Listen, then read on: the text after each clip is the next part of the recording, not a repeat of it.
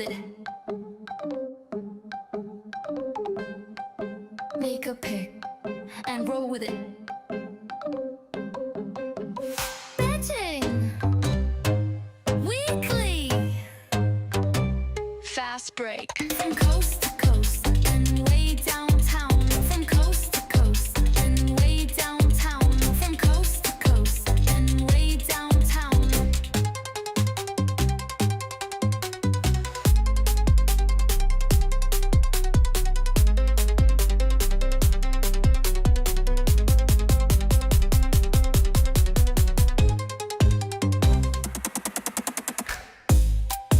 Make a pick and roll with it. Make a pick and roll with it.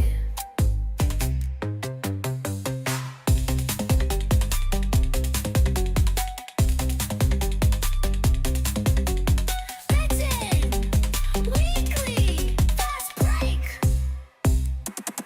from coast to coast and way downtown. Welcome into the latest Betting Weekly Fast Break on this Thursday. I'm Doug Kezirian alongside Wes Reynolds, and we are waiting for any last-second trades on this WNBA trade deadline, which is literally right now. So a lot of good stuff. Home stretch of the W. Only one game last night, but we got 3 games tonight, Wes. We do, and yeah, we speaking of the trade deadline, I'll just mention the one that I have seen. I don't know if you've seen any more, Doug. Leah Edwards going back home where she played college basketball to Connecticut in exchange for J.C. Sheldon. There's also a pick deal that is beneficial for Connecticut that's in the deal. But in terms of the player movement, J.C. Sheldon now to Washington, Aaliyah Edwards to Connecticut, where she's probably going to get a lot more minutes. Certainly, she has fallen out of the rotation there in Washington due to, I think, the emergence of the rookie Kiki Arifin out of USC. So 2 players that were actually drafted 1 pick apart, I believe, 2 years ago. I think Edwards was 6, J.C. Sheldon was 5, and now they swap in a deal. Yeah, it's interesting. I was listening to a podcast recently with regarding the WNBA and everything with the Sun trade. Like they have such depth. They can only protect, I want to say, 6 players. So you got to almost be careful with who you do protect and things like that. And you know, and it's just funny that the Sun have the worst record, and you're worried about who they're going to protect. Right, right. Look, Right. they just need roster spots, and you could see what I think Washington is trying to do is they're getting younger. We know the Brittany Sykes deal that happened earlier this week to Seattle. I don't want to say, and we talked about it yesterday. They're not necessarily punting on the season, but maybe they're They not are. going they're not going hellfire and brimstone to try to make the playoffs. They're playing the long game here and assembling that young roster. And keep in mind, Georgia Moore out for the years, and she was a high draft pick out of Kentucky for the Mystics. So I think they're playing the long game. I like the plan that they have there in Washington. Yeah, no, they realize they're not going to win it all with that lineup, even though they have some nice pieces. I think you just got to be careful with with how many people you have on the roster because you can only protect so much. It's a really fascinating offseason. We saw the pay us what you owe us t-shirts. That makes it fascinating as well. But I mean, you have over 100 free agents because all the agents smartly arrange the contracts. So you're looking at like Asia Wilson, Nafisa Collier, all these huge names that are going to be free agents this offseason. Mm-hmm. And facilities matter, right? So the Aces have this brand new complex. New York Liberty are building theirs. That's a huge advantage. Now, people like Caitlin Clark and Paige Beckers will still be on rookie deals. They're not free agents, but there's a lot of player movement. We thought last summer, or excuse me, last offseason was a lot of player movement. We're going to see much more this coming season. Now, there'll be a hard players salary cap and things like that. They can't just all go to one team. But I think it's going to be fascinating how it all plays out. But it starts with the CBA negotiations as well Mm-hmm. with the league. Yeah, absolutely. But which we would think, the players are going to get more because the media rights deal, by the way, kicks in next year, which is substantially higher than it is now. So that is why, the pay us more and why they deserve more, because I think the media rights are going up. Obviously, the ratings have been higher, the attendance has been higher. So a lot of moving parts. This is the probably the biggest off season in WNBA history. Yeah, money talks, and we'll see. But it's starting with these franchise price tags. As we saw, the Connecticut Sun will be sold and likely relocating to Boston. But those are conversations for another day. We have 3 games to break down tonight. Just want to remind everyone, if you like what you hear on our shows, sign up for the newsletter, get exclusive tips and a free Insider magazine. Sign up for free, excuse me, at bettingweeklystudios.com. So we have 3 games tonight, 2 of them double digit spreads, 1 tight game, which I think will be really interesting given what happened with the last play. But let's start with the early game. That is a double digit spread. You have the Atlanta Dream in Chicago to face the Sky. This number was 8.5 yesterday, and it's now 10.5 at Bet Rivers. Over under of 160.5. Angel Reese ruled out. Ariel Atkins, I believe, will not be playing as well. I was looking to pounce on this, thinking maybe Rachel Banham gets moved. Atkins did participate in shoot around today, so we're not 100% sure. But this is a team that's really limited. I was, in a lot of ways backing them at times because I thought there was value on this team. And I thought they got adjusted to playing without Angel, but they still stink and they can't score. I think the Dream can open up a can here, but the Dream are still shorthanded. No Ryan Howard the entire month of July, and maybe even more. Yeah, the Dream are a team that I thought would maybe make a deal to get some outside shooting. I think they could certainly use some help. They do have Alicia Gray, of course, WNBA All Star, but they need somebody. I thought that they needed another guard, maybe. So I thought, Marina Mabry might have made sense, or even though she's not a guard, but a Rebecca Allen, somebody like that, somebody that's a 3-point shooter. Rachel Banham, who you just mentioned a few seconds before, would have really made sense for this team. But looks like, at least as of now, and we're following this up to the minute, that they are going to go ahead and stand pat here. But Dream have certainly gotten the line movement, and the Sky have been brutal, and now you're seeing as high as 11.5 in the market. Bet Rivers actually giving you the discount at 10.5. With the line movement the way it is, I think it's probably moving right. We have, seen that the Sky just you're right. They can't really score. They're just having trouble if the guards don't produce, because they thought Atkins was going to be that and haven't used her right. Now she's injured, so I don't know where the points are coming from the Sky. So and that's not a team I'm really looking to bet very often going forward through the rest of the season. Yeah, sometimes you got to know when to punt, right? Like you think you're getting cued, you're like, oh, I like there's value, and then at some point you're just like, dude, I got to stop throwing good money against a bad team. But the point spread's the great equalizer. I think the Atlanta Dream can smoke them here. I'm keeping an eye on injuries. Brittany Griner is in fact out, and she's at the end of her career. She's not good. Like they actually play better in a lot of ways because Brianna Jones, because Atlanta wants to go up and down. And Briner can't do that, but Brianna Jones can do as a starting center. And what they do is Pow Pow and the splits when they have Pow Pow in the lineup and Hillman, Nas Hillman, and things like that. This Atlanta team's really good. I think they blow them out. Um, I think it's a convincing win for the Dream. I'll lay the 10.5 here as my first official play. Yeah, I don't necessarily disagree with that. So, you know, and the Dreamer and up tempo, the Sky kind of like played to their opponent. Like you saw kind of a slow game on Sunday with the Valkyries, and absolutely, lowering the tempo. So they kind of play how they're still trying to figure it out, because they just haven't been able to put this roster together. I think it's a kind of a bad mix in terms of a roster anyway. So I think that coach Tyler Marsh is a little bit hamstrung, and especially without Angel out there. This is a tough team too for me to get a handle on with props, the Chicago Sky, because with Angel being out, that sets it all out of whack here. And that's why you've seen, I think, some spike games for Elizabeth Williams, some spike games, at least from a rebounding standpoint. You certainly got it from scoring last time out from Cardoso, but they've been so hit and miss this year. They're hard to trust. So I'm leaving Sky props alone for the interim. Yeah, someone we should remind everyone to join the conversation. Let us know your thoughts. Chime in on the comments section. And Petey says why there are no Bantam props.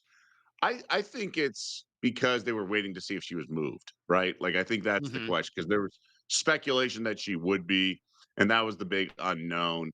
So I think just odds makers were saying let's not get caught with our pants down, so to speak, because if she's moved, there's a huge domino effect. Now, you can bet on some other players on the sky that weren't expected to be moved, like Camila Cardoso, Elizabeth Williams. Atkins even has props because Atkins is not going to get necessarily traded as a surprise. If she's a late scratch, she's a late scratch. What do you think of Alicia Gray points prop here? I mean, you can get 18 and a half over minus 115. And this is someone who, puts up 20 plus on a regular basis. I guess if it's a blowout and her minutes are lowered, but, in the last game, they beat Chicago by 37, and she only scored 14 points in 26 minutes. So I guess there's my own answer. Well, you kind of led me into it there. I actually lean under on Alicia Gray because I do think that this might be a bit of a blowout. Gone over her last two, 26 against Phoenix. It was 18 and a half. And then also 22 last time out against Washington. That was also 18 and a half. So, sometimes with these player props, and we talk about it often, you kind of sell high, buy low a little bit. And because she had three low games before those last two were 16 and a half against Minnesota, only had 12, 17 and a half against Golden State, heavily juiced the over, only had 11, 19 and a half against a fast paced Dallas Wings team and only had 15. So if you think that this is going to go out, there's a possibility she could sit.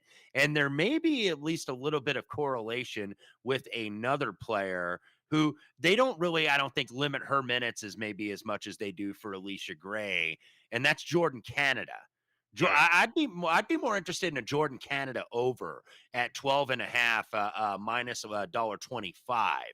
I would still lean the Gray under, and I may even end up betting that. I'm not going to give it out here, but I think the Jordan Canada over at 12 and a half would be the direction I would look in this game. Did go over 13 and a half last time out, 16 against Washington, then had, two very low ones, but she's having to carry a little bit of the offense where it's not all on Gray. And with Ryan Howard being out, it's been Jordan Canada that I think has really been the beneficiary. And I think she's like the only kind of like, if you want to call it true point guard that's available for the Atlanta Dream right now. Pow Pow a little bit, but Pow Pow's kind of a combo. I Yes. think really, and I think Jordan Canada really more of the only true point guard. So her minutes are going to be plus Maya Caldwell looks like she is going to miss tonight. So that makes your rotation even more shorthanded. You've got basically four guards available. You have Canada, you have Gray, Pow Pow, and you have Walker Kimbrough. So kind of limited there. So I think Canada sees big minutes. So I like over 12 and a half points minus $1.25 at Bet Rivers. Just a reminder, if you can win a $100 bonus bet today from Bet Rivers. Enter the social media exclusive giveaway on the Bet Rivers Instagram account for your chance to win a $100 bonus bet. Go to at Bet Rivers on Instagram and enter now. I'm playing around with some same game parlay stuff.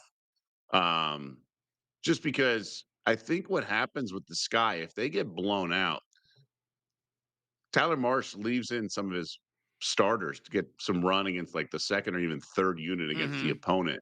And that's something I like to kind of key on.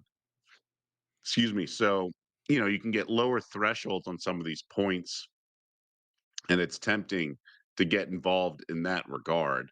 So, just something for example, just throwing out there, Cardoso only 8+ rebounds, right? So her over unders 10 and a half. But if you just Right. needed to go over 7.5 with Jordan Canada 10+ points, you're looking at minus 134.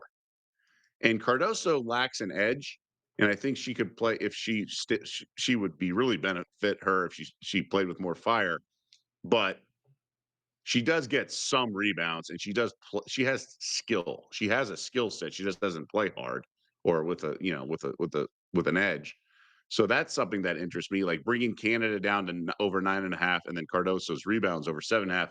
You're looking at minus 134. I think that makes a lot of sense, and you've also seen the Cardoso rebounds. I'm just looking here. I think get a little bit of tick to the over from what I saw, at least early this morning. So certainly that makes a lot of sense. And the Chicago Sky always seem to play like the two bigs together. So with Reese out, you're seeing a lot of Cardoso and Williams together. Uh, and they will finish with them because they're not very deep. So if they're getting blown out at the end of the game, who are they going to have? They're going to have, somebody's got to get the rebounds because they're going to be kind of small late in the game. You're going to see Van Lith out there. You're going to see Uzon, if I'm pronouncing that right, Maddie Westbeld. So somebody's got to get the rebounds, and it's probably going to be Cardoso. Yeah, that's the whole thing. So even in mop up time, you can get there. And I worry about Canada 10 plus points, but to your point, she's got to be more of a scorer. And that's what I would do. So I'm gonna make that another play. Same game parlay, minus 134 odds at Bet Rivers. Cardoso 8+ rebounds, Canada 10 plus points scored. So over 7.5 and 9.5, respectively. Okay. Well, think about it some more. We'll come back to this game maybe in a little bit. Let's go to the only game that has a single digit spread, and that is the Fever visiting the Mercury. This number was like 5.5 yesterday. I thought it felt pretty high. Now it's 3.5, which makes a lot more sense. Over under 173.5. So this is supposed to be a high scoring game, and I expect it to be.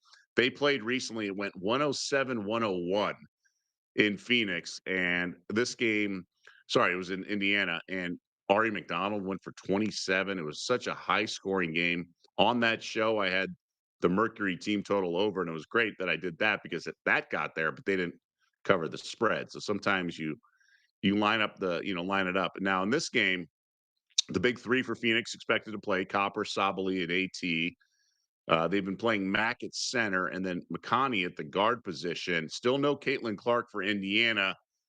Indiana was on a high, won 5 straight on the road. They're wrapping up, sorry, won 5 straight overall. They're wrapping up a 4-game road trip tonight, but they're off a loss. So the spot's not great. I lean Mercury, but I like a separate play in this game. What about you? Yeah, it's probably gone down maybe a little bit too much to take the Fever. I certainly don't disagree necessarily with the first move. Fever might have been out though, celebrating Sydney Colson's birthday last night, from what I Oh, see on the social. So and Sophie still lives there in Phoenix.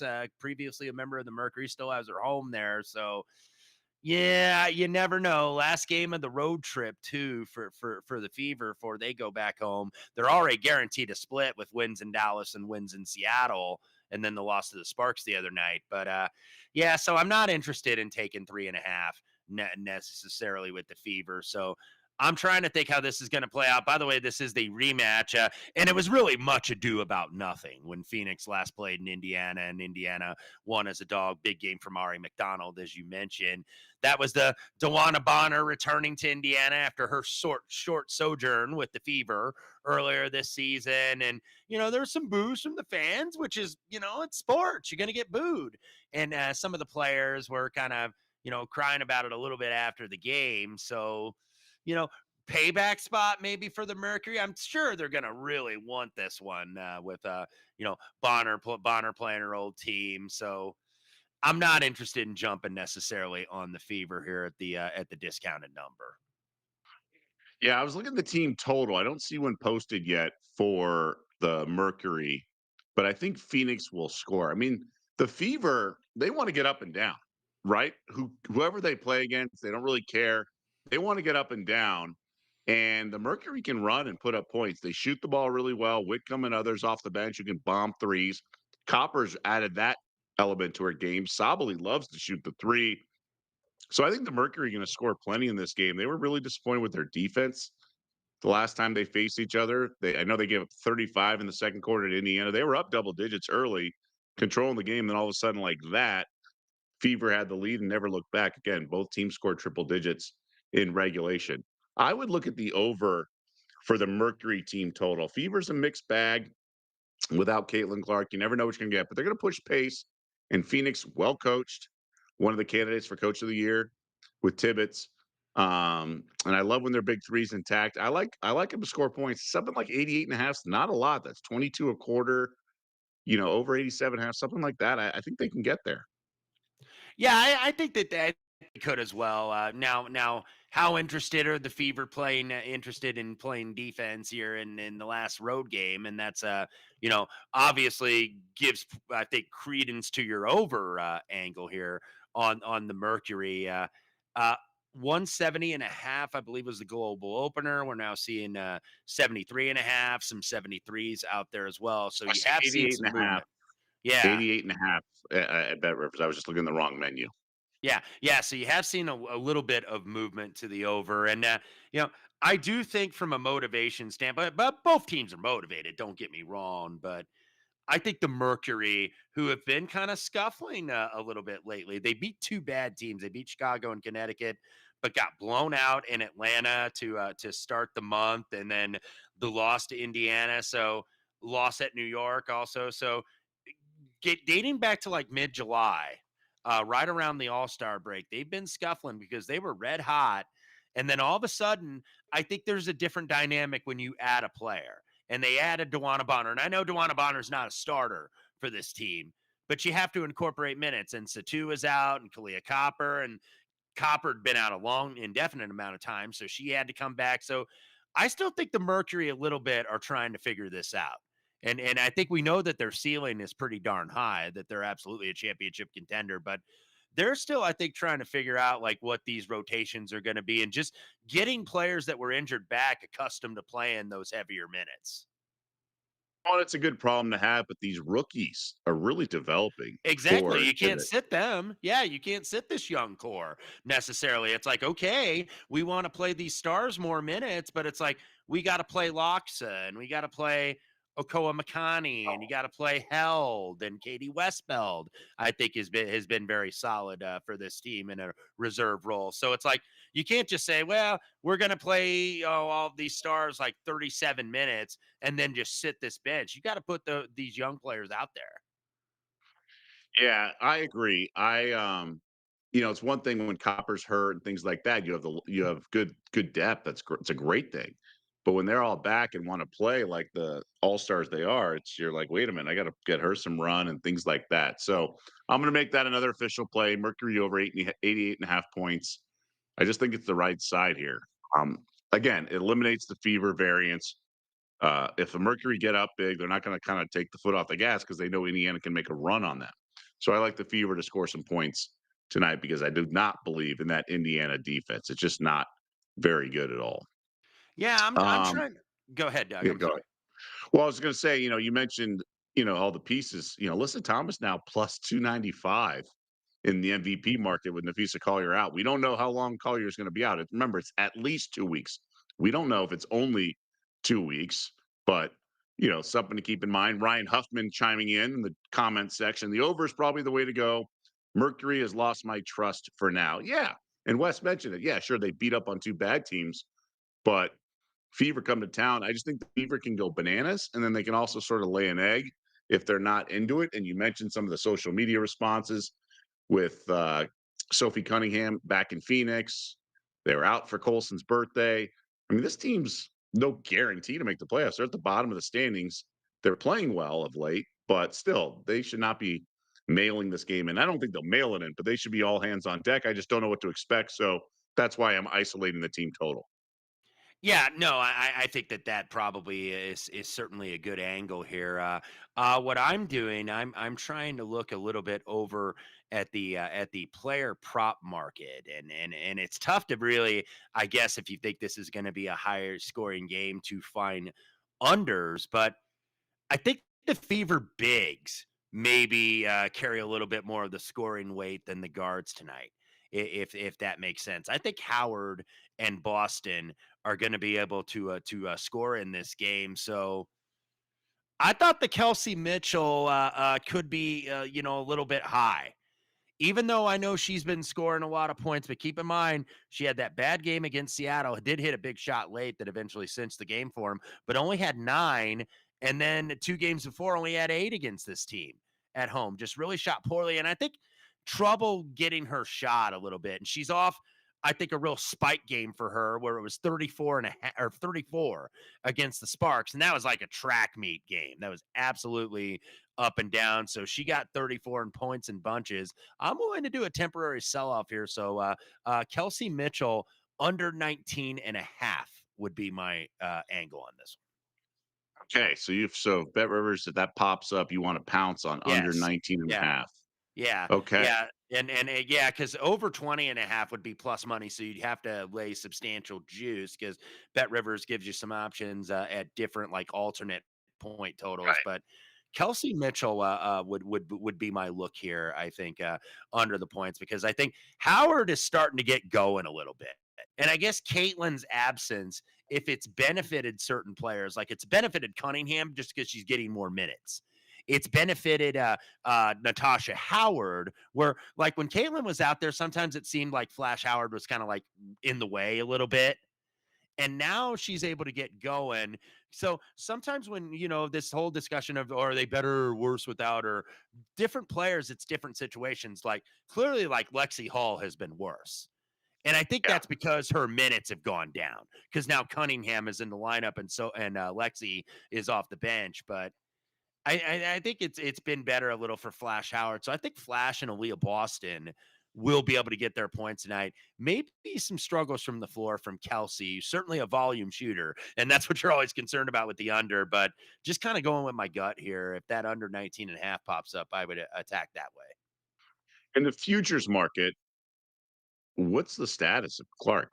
When should we expect her back? I've been hearing toward the end of August.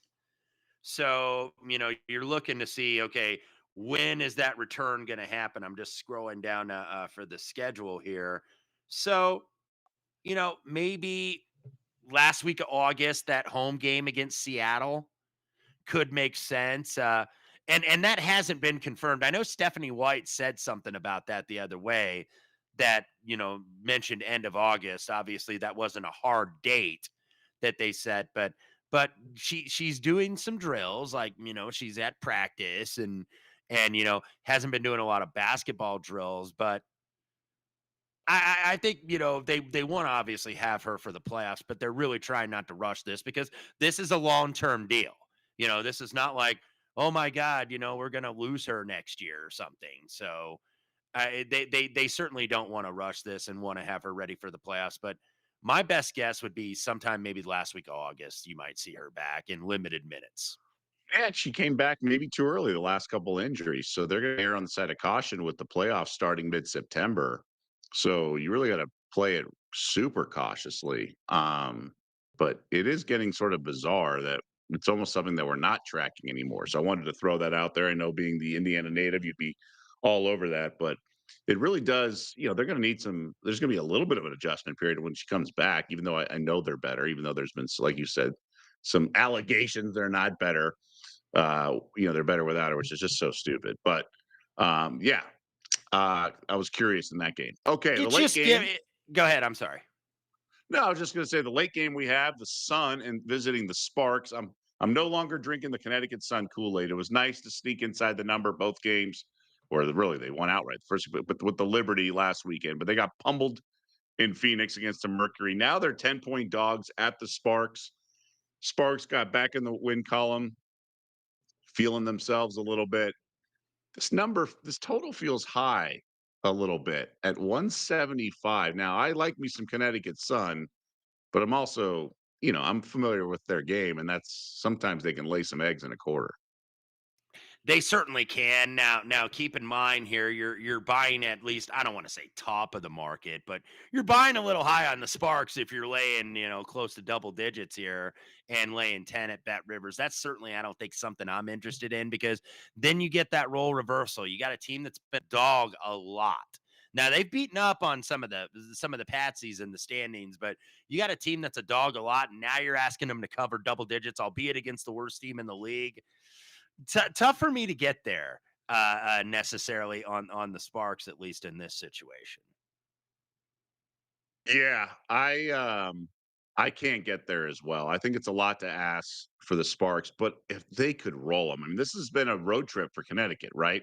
So this is one of those games where it could go away. It could go a certain path that really benefits the Sparks laying the big number. I mean, you're totally right, laying the big number, but this is a 4-game road trip for Connecticut. Game 2, after this, they're in Vegas on Sunday. Um, I don't know if this team is sort of built to go win or cover even on the road. They're better catching teams at home, right? That are just between the Liberty and some of these other good teams. They have to sneak in a game against the Sun, and they might just lay an egg, right? That's when the Sun can get you and cover and things like that. But the Sparks are feeling themselves. They could be in the bully role tonight, right? Yes, you're asking them to do a lot, and maybe they're not equipped to handle the favorite role, or they just are licking their chops and saying, "Hey, guys, we can get up and down and light up this bad team. We should probably go do that and just have fun shooting and bombing a bunch of threes." Yeah, I mean that's what the Sparks do. They're going to try to get up and down the floor. They certainly have had the Fever's number. Their last win, where they're 3-0 against Indiana this year. So, but they scored over 100 last time. I feel like it's too high a tax. It would be Connecticut's Sun or nothing. But you've seen Okay. yeah, you've seen so many trades though. With this team and who's going to play now. Sheldon is gone, even though Larkin has been, decent off the bench and kind of getting, I guess cutting into those JC Sheldon minutes. So I don't expect, even the trade was announced today, that Aaliyah Edwards is going to play. So that means you're a little bit shorthanded here. So that's where you want to look at props, I think, in terms of, what is the minute distribution going to be. So that means some of the starters and some of the primary players going to have to play a little bit more. So I think somebody like Tina Charles is going to play a little bit more. And one thing about the Sparks, and they've got some athletic bigs, but they can be had in the paint. They are very permissible at the rim Oh yeah. in terms of scoring. Hamby and Stevens, they'll get their fair share of rebounds. A lot of time it's Hamby more than Stevens, at least of late. But you can get a lot of shots at the 10 and at short range on the Sparks. And I think that benefits Tina Charles. So Tina Charles over 15.5 minus 134 at Bet Rivers. It's substantial juice, but Tina Charles, I just feel like this is one of those games where she can kind of eat against the Sparks. And if you really look at the Sparks this year, they've given up a lot of big point totals to centers, really, and power forwards all season. Charles has gone over 14.5 last two against Phoenix, 16-17 against Connecticut. I'm trying to see what she did against the Sparks in that matchup a couple weeks ago. Oh, she had 24. So I think Tina Charles over 15.5 minus 134 against a permissible Sparks interior defense. Way to go here. Yeah, I agree. I just don't think we're going to see the mid-20s anymore from Charles. I think it's going to be the high teens. So I think you're going to Yeah. get there, but it's going to be a sweat. And I think the reason for that is just the continued emergence of rookies like Rivers or Morrow. So that's the apprehension I have. Earlier in the year, she was the only thing they had, especially when Mabry was out. But now they're getting more balanced performance. Hartley's putting up numbers too. So it's not just, excuse me, give it to Tina Charles. That's all we have, and let's see what happens. Now Charles is having to go to find her own, but she's effective. And you're right, this interior presence or lack thereof of the Sparks is really missing. Stevens is soft, plays on the perimeter. I really like Hamby's game, but for the most part, they don't have a real interior resistance in that regard. hmm And I'm also looking at the injury report here. Hartley questionable with an illness, so I don't know if Okay. that doesn't All necessarily mean right. she's out, All but right. obviously that hurts the rotation. You've already got Sheldon. I know Sheldon's a guard, but it's like somebody's got to take those minutes. So just looking at this roster, it's like okay, even if it's somewhat of a blowout, now it benefits us if Connecticut can keep this within like 10 to 12 points. If this doesn't get where the Sparks are up like 25, and then you might see Tina Charles sit. That's my biggest concern necessarily here. But just looking at this roster, you don't have a ton of bodies necessarily. I think on this team, so I think you're going to see heavier minutes from the starters, even if it's not like a just a 1 or 2 possession game. So you want to make that an official play over 15 and a half We points? will go ahead and do that. Okay. Okay. And just going back to our comment section, Ryan Huffman says, I'm hoping the Sun is back to being the Sun and the Sparks offense continues to roll. At least that's how I bet it. He laid 11 points with the Sparks, obviously, quote unquote, bad numbers. So that's why he had the fun emoji there. It's funny, you mentioned Sun or pass. I'm actually on the other side. I think the Sparks, again, you saw that you mentioned that 5-game win streak they had where they were beating up bad teams. They like to beat up on bad teams. They're not afraid to go get those wins. And there is a sense of urgency. Now they got the nice win against the Fever, so it's not the greatest spot. But this is a team that knows every game matters as they make a push for the postseason. Outside looking in currently, so I actually think they can open up a can. And you mentioned the Sun roster getting a little thin right now. No Sheldon tonight. Maybe no Bria Hartley. This could be a beatdown. I actually would be. I might pull the trigger come game time. While after I lay the points with the dream at the sky. So if I don't get there with that one double digit spread, I might have to do it in the late game. This is the start of, I believe, let me see here. 4 games in basically, I think, 6 days here for the Mm, Sparks. They get Connecticut at home. They go to Golden State on Saturday, who they're really kind of battling for that last playoff yeah, spot. it's a big game. We had this discussion yesterday. Then they get Seattle at home. Then they get the Liberty at home on Tuesday. So busy stretch with 4 games in 6 days for this team. So that's going to determine if that playoff bet at the plus money we talked about yesterday with the Sparks. I think get there, even though there's certainly games after that stretch, but big stretch where you got to think they got to win at least 2 of the 4. Connecticut Well, would look like a like. Yeah, go ahead. they have to win tonight. They have to win tonight. But Yes. you're right. That Yeah. Valkyries game is a double whammy. So that game, but it's you raise a good point. It could be a look ahead spot. And we've certainly seen teams fall victim to some of the classic situational handicapping. So that is worth mentioning. And maybe that is certainly given me pause. You're right. They may come out a little flat tonight. So I'd be a little careful there. Yeah, and they're gonna have to and they might have to steal one too, or they might have to like steal Yeah. one from the Liberty if they can do that. So we shall see. Before we go here, I don't want to make too much of a reaction to a move here, but I did notice the screen kind of light up a little bit on the Mercury, maybe buying low, some buyback. Is I think Okay. that there was like 5 or 6, I want to say, out there at first, and then it got hammered down. Yeah. Now you're Overnight was 5.5. now you're seeing some 3.5s disappear and some 4s coming back into the market. So there is some push pull here with this Fever Liberty game. All right, so maybe that is well, those are key numbers, right? That sweet Yes. spot of landing it right around there. So good stuff as always, Wes. Really appreciate the insight. That's going to do it for this edition of Betting Weekly Fast Break. Always good to break down the games. Looks like there was no trade deadline right at the very last second that we would get alerts on. So none of that for that. So the next show for you, you're going to do some baseball, Betting Weekly Hardball tomorrow with Adam the Bull. As for Betting Weekly Fast Break, it'll be Sarah and Albert tomorrow, looking at the 3 games tomorrow and then a couple big games over the weekend. So it's the back half of the WNBA season. A lot of interesting games. The trade deadline has passed.